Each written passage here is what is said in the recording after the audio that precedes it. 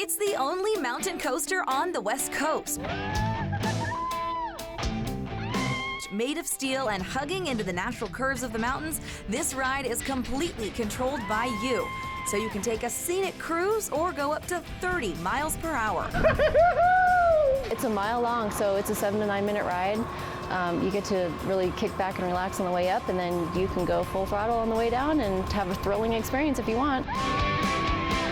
The coaster is the latest upgrade in the Big Bear Adventure Park, complete with Alpine slides, zip line, and water slides in the summer. And your next stop might be to visit a couple of critters at the brand new Big Bear Alpine Zoo.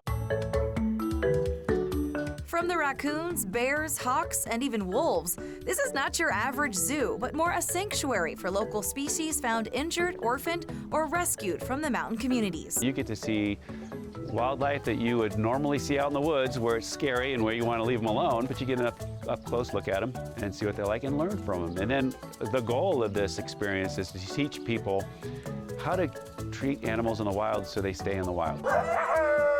Completed in November of 2020, the 5-acre property is the perfect way for the whole family to meet some of the locals. And if you're looking to stay a while, Big Bear Village is back to life with shops and buzzing restaurants. A staple is the local Himalayan restaurant where the naan is made fresh daily.